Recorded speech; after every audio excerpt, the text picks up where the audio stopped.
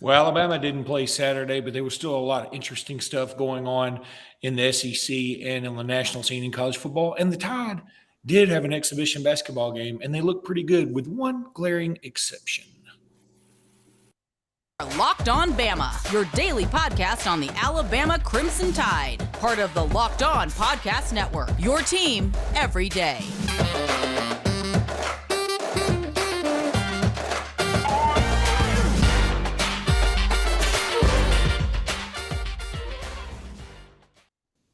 Hey, everybody, and welcome back into Locked On Bama. Luke Robinson, that's me. Jimmy Stein, that's him. Jimmy, how are you today? Good. Still a little tired from all that football yesterday. There was a lot of it. Yeah, it wasn't necessarily the best day ever of football. Want to thank everybody for making us your first listen when it comes to Alabama podcast. There were some things that certainly affected Alabama. First of all, Alabama's next opponent, LSU, didn't play either, but Alabama's opponent in a couple of weeks, Ole Miss, did play. And look, they still didn't look fantastic. They looked pretty – Quinshon Judkins looked fantastic. Gosh, I am shocked how powerful of a runner that kid is. He's just a few yards away from leading the SEC in rushing. But, he's something, man. But Lane is 100% professionally trolling Jimbo Fisher, and I'm here for it. It's a joy to watch. And Jimbo Fisher looks like a disheveled guy who's been laid off for 6 months and cannot find work, which is odd considering he's about to get paid $86 million to not work, I think. Anyway, that game was interesting. Of course, the Auburn-Arkansas game, but, this Auburn thing is just a slow motion train wreck. I've never seen a game like that where several times in the game I was on a text thread with some Auburn fans, and it looked like both, and I mean both, Arkansas and Auburn offensive lines and defensive lines, respectively, were standing up and just playing patty cake until something happened. Like they just weren't worried about it. There was no urgency in that game at all for either team. And I know Arkansas ended up running away with it. I still wasn't super impressed. And then, of course, the world's largest outdoor cocktail party and the Penn State-Ohio State game. Of course, we were all pulling for Penn State. But, Aaron Torres had a great tweet talking about Sean Clifford. He said, look, the sixth-year senior who's 36 years old, Penn State has the lead. And the next thing you know, Ohio State almost covers a 15-point spread because that six-year senior quarterback has a fumble, has a pick six, he just messed up about 8 ways to Sunday. And so anyway, what are your thoughts on this past weekend? Well, Ohio State's a really, really good football team. I watched the entirety of that game, really. And, the final score, for those that didn't watch it, the final score has absolutely no look to what the first 57 minutes of that game. It was a pretty tight game for 57 minutes. There was even some moments where it looked like Penn State was in good shape, but then as soon as it looked like Penn State had taken a lead, which they had in the fourth quarter a couple times, as soon as they would, Ohio State would scream down the field. Sort of reminded me of, Stroud. I mean, this is just the difference. I mean, let's just be honest. Stroud's a really, really good football player, a lot like Bryce. In that sense, they're even skill sets to me are somewhat similar. But what Stroud has is the best wide receiver group in college football. I mean, those guys, they're interchangeable. Marvin Harrison is the best one because Smith and Jigba's out or hurt or limited.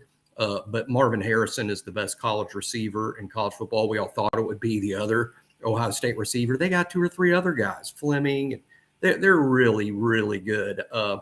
And as soon as Penn State would take the lead, just Stroud would just start firing the ball to those receivers. It'd take about 4 snaps for them to cover 80 yards. And I'm like, man, this was what it was like, when Bryce had J-Mo and Metch and when Mac had Devontae and all those guys. So Waddle.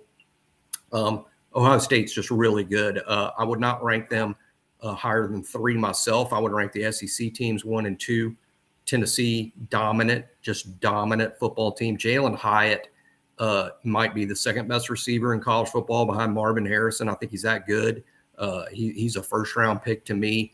when it comes time for him to play pro football. Hyatt, another big game. Hendon Hooker, who would, if we're voting for the Heisman today, I would vote for Hooker. Another great performance by them. Ole Miss is interesting because it's an Alabama opponent coming up. I thought Ole Miss was sometimes really good, sometimes not good. Amazing that a performance like that could beat Texas A&M, but they did. Ole Miss looked like the better team than A&M. I think there's a lot of quit in A&M. I'm not saying the whole team is quit. I'm just saying there's some quit in them. And Jimbo Fisher's body language is terrible. If you're Jimbo Fisher, are you like miserable that you might be about to lose your job? Or are you like, they're about to pay me $86 million to sit at the house and sit at the beach? I mean, that would be like exciting, right? I mean, I don't know if you're down or excited about what will be if it happens even next year. Now, forget this year, even next year, the highest buyout of any coach contract, not just in college football history, but in American sports history. And while we're at it, let's just throw this in there. World sports history. There has never been a coach paid 60 to 80 million not to coach. That has never happened on this planet Earth. And looks like A&M is headed in that direction.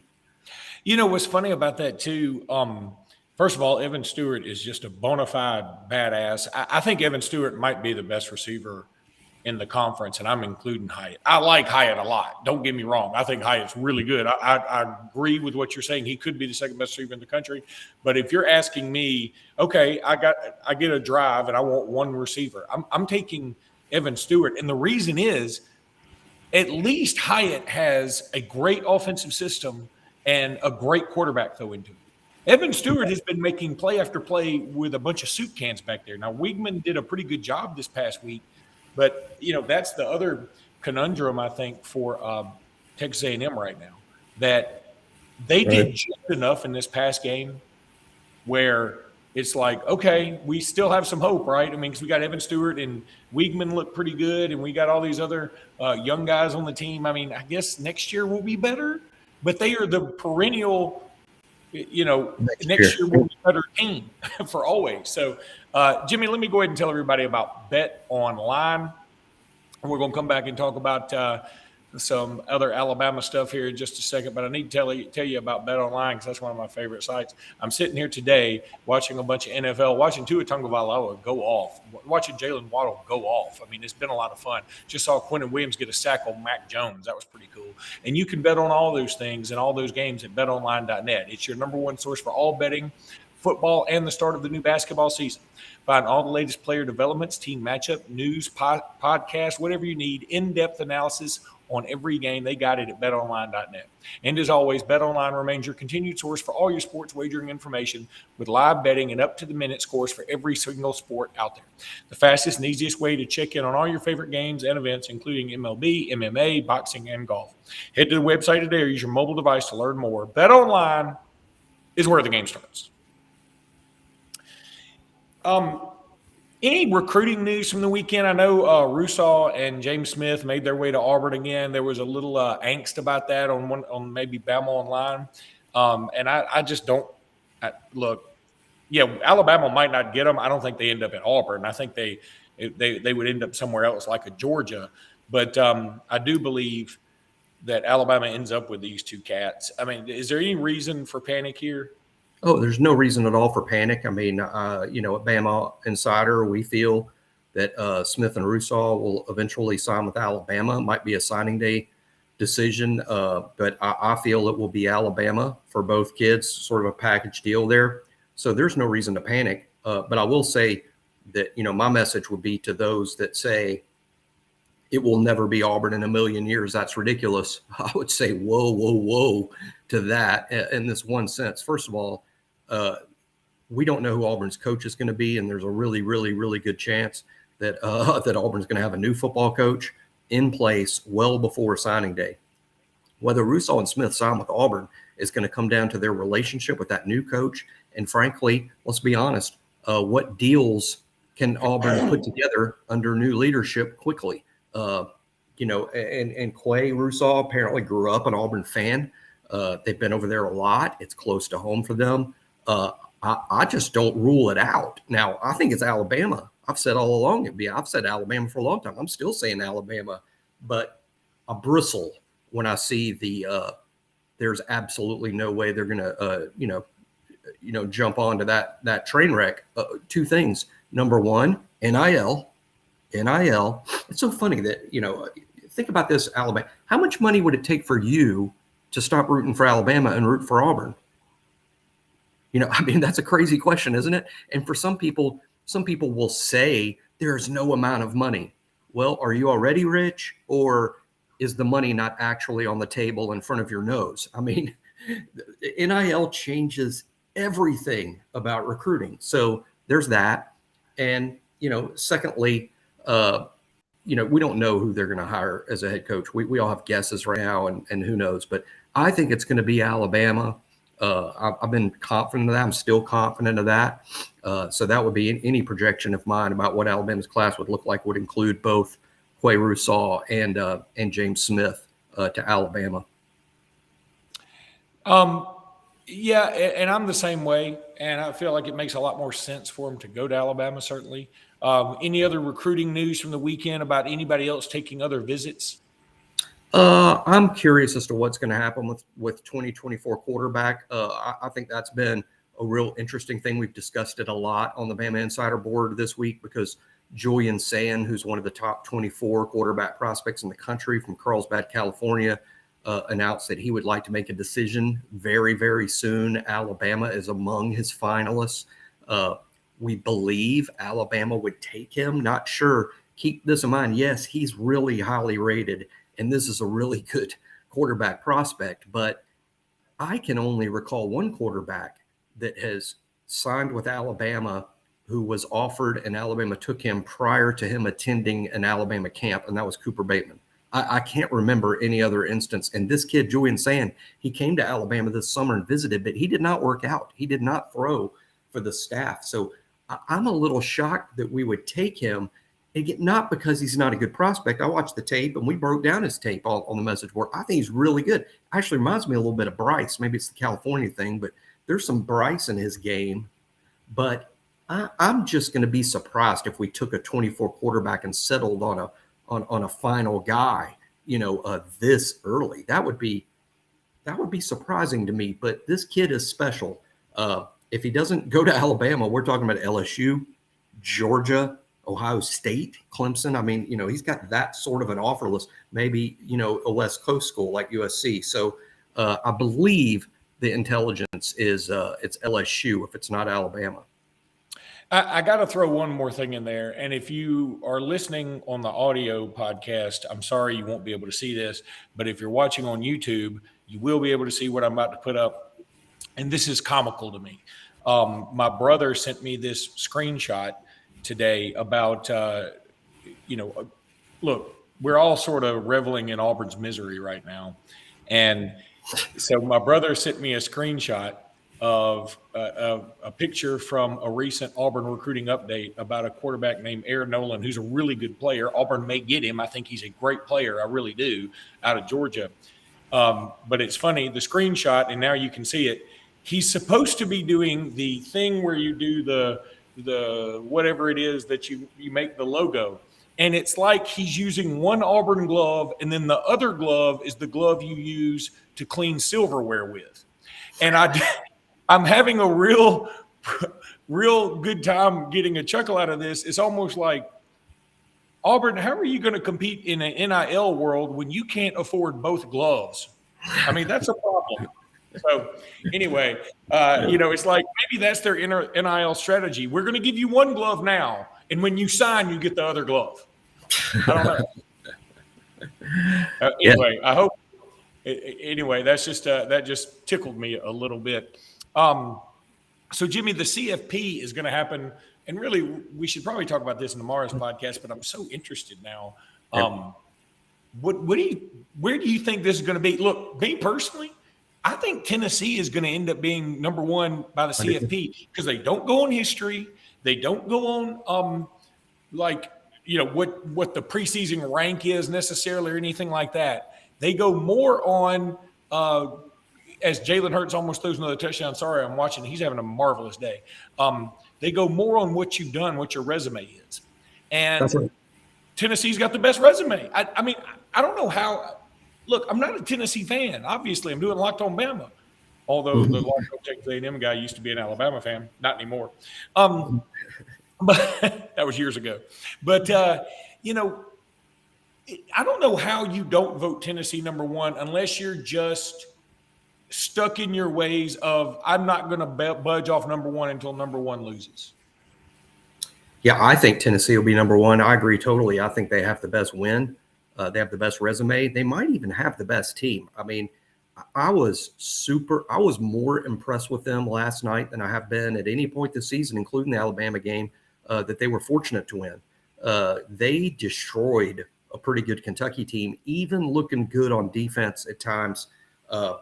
This Tennessee team is awfully good. Now, we're going to talk about the game all week. Obviously, it's fun that not only do we have Alabama LSU, a monster game that's very likely deciding the SEC West. Obviously, Georgia-Tennessee is the biggest game in the country. I think it's very exciting to talk about that game all week. My early thought, now it may change, is I couldn't be higher on Tennessee. I would vote them number one. And at the same time, I believe I'm going to stick with my pick, and that's Georgia to win that game. I think it'll be tight. I think it'll be decided by no more than 10 points. It may very well come down to the end. But I like Georgia to beat Tennessee on Saturday, even though I would vote Tennessee number one in the poll. Yeah, and I don't even know who I'm pulling for. I guess I'm just pulling for a good game because then I'm going to get to watch Bama, LSU, and I guess on the side TV I'll have Auburn, Mississippi State just for the heck of it.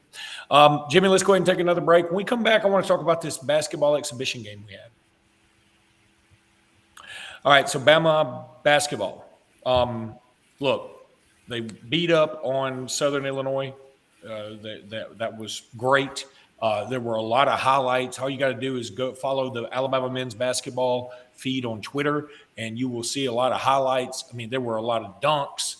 Nick Pringle can absolutely sky. I mean, I've talked about him in the past. I've seen him several times, and he's just – man, he can just get up. I saw him in the right before they left for their tour in Europe, and he just what an incredible dunker. Mark Sears, I thought, looked good in the highlights. Dom Welch looked good in the highlights. Brandon Miller didn't go off. It was weird I guess it's weird he didn't go off, but there were a lot of NBA personnel there apparently, like watching him, and a couple of them tweeted about it like, this guy's a dude.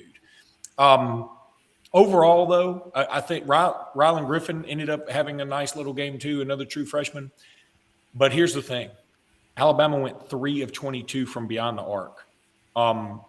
That's not going to instill a lot of confidence in fans, considering we're shell-shocked from how poorly we shot last year. 3 of 22. Now, I know it was in Foster Auditorium. It wasn't in Coleman, blah, blah, blah. Man, that worries me. It's one exhibition game.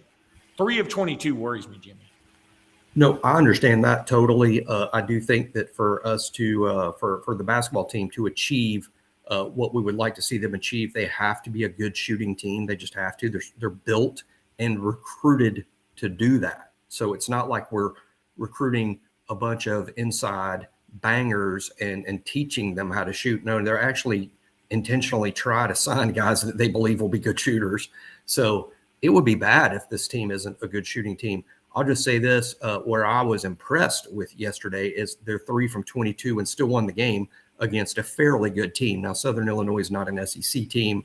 They're not a threat to make the Sweet 16, but my understanding is they're very likely a top 100 team, which means that they're a threat to win their conference and maybe win 20 games and make some noise. But so they're not terrible. But the fact that Alabama could win even handily while having such a poor shooting night is a good sign to me, because even if you're a good shooting team, some nights it's just not there.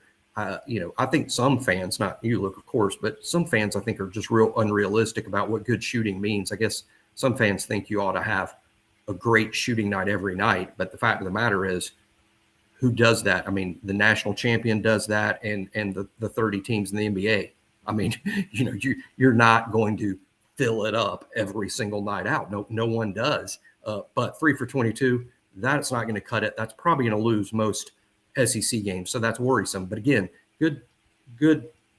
They found another way to win the game. So that's impressive. Yeah. And again, it would have, if you think 3 for 22 is bad, just think about going 3 for 22 and losing an exhibition game. So, right. I mean, yeah, it certainly could have been worse. And again, I'm not down on this team. I'm super high on this team. It's just, gosh, if we had even just been just a hair below average from beyond the arc, I would feel so much better.